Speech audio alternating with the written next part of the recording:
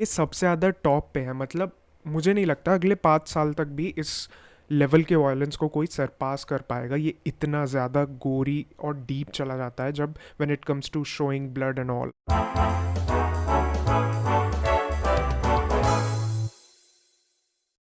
Season 4 के दौरान पूरे टाइम सब लोग बस यही कर रहे थे कि कैसे फ्रेंची की सेक्सुअलिटी बदल गई, एमएम का स्टाइल और स्टारलाइट का फेस पोस्ट सर्जरी।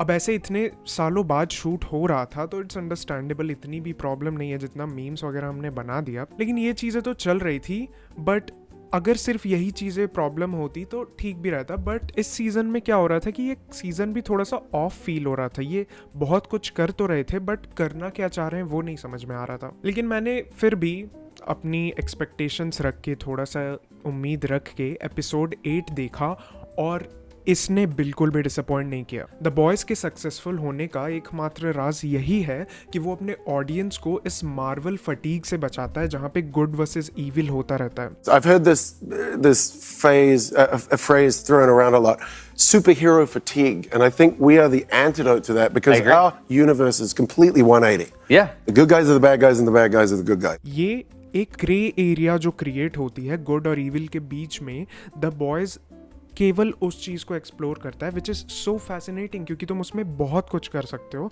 जो कि जनरल मार्वल और डीसी के फिल्म्स में तुम्हें देखने को नहीं मिलेगा। एक ऐसी दुनिया जहां अगर सच में सुपर हीरो एग्जिस्ट करेंगे तो कैसे वो अपने पावर का इस्तेमाल करके सिर्फ अपने आप को आगे बढ़ाएंगे।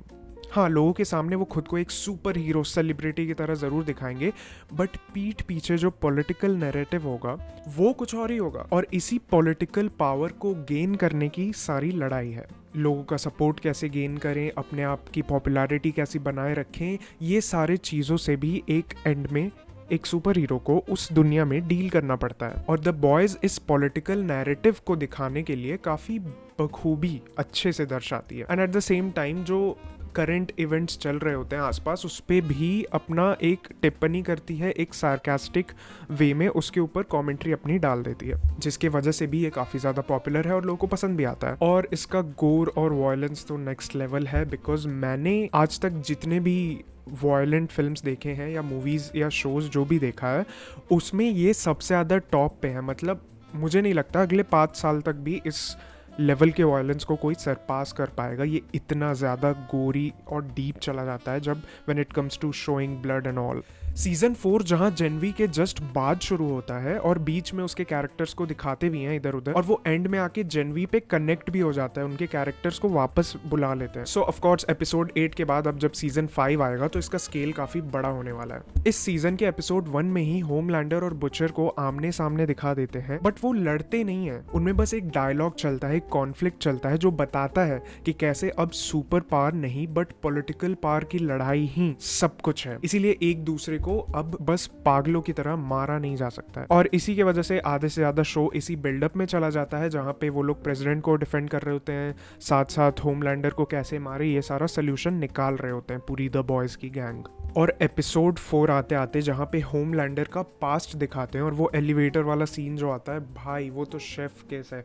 वहाँ पे स्टेक्स काफ़ी हाई हो जाते हैं और वो मतलब पूरा सीजन मेरे अंदर उम्मीद भर देता है। बट देन अगेन वो बाद में जाके लो आता है जो कि एपिसोड 8 में आके ये लोग फाइनली फिक्स करते हैं। होमलैंडर की बैक स्टोरी बताई जाती है एपिसोड 4 में, और वो एलिवेटर वाला शॉट तो बेस्ट था। इनफैक्ट पूरी सीरीज में से सबसे ज्यादा हार्ड जाने वाले सीन्स में से मैं इसे टॉप पे रखूंगा। और अब हम लोग स्पॉइलर की थोड़ी सी बात कर रहे हैं तो वार्निंग दे दिया मैंने तुम्हें। सीजन 4 में पूरा शो कोशिश करता है कि बिली के होप वाली साइड, जहाँ उसे विश्वास है कि रायन एक अच्छा इंसान है और वो एक अच्छा इंसान बनेगा बड़ा होके, मे बी उसे सुपरमैन की तरह इसे बनाया जा सकता है, जहाँ पे वो जितने भी बुरे पावर्स होंगे, जितने भी और मेनली होमलैंडर है, वो उसको हरा देगा। और उसी विश्वास पे ये सीजन 4 ज़्यादा फोकस करता है।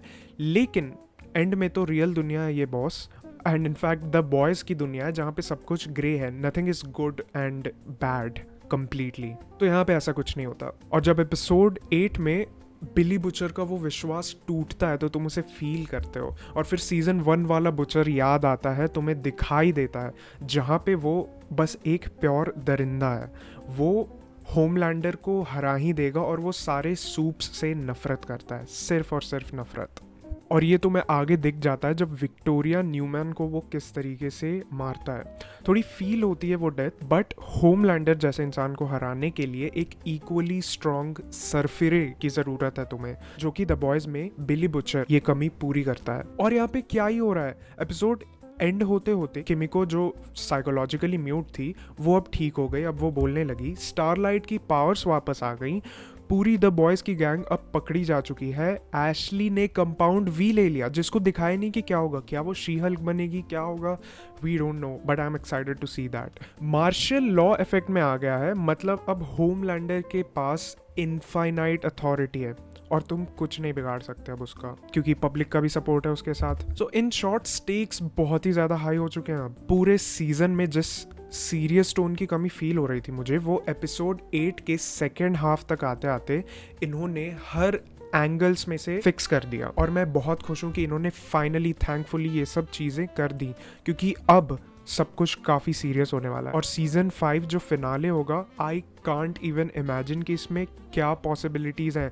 इवन पोस्ट क्रेडिट में सोल्जर बॉय को भी वापस बुला लिया इन्होंने।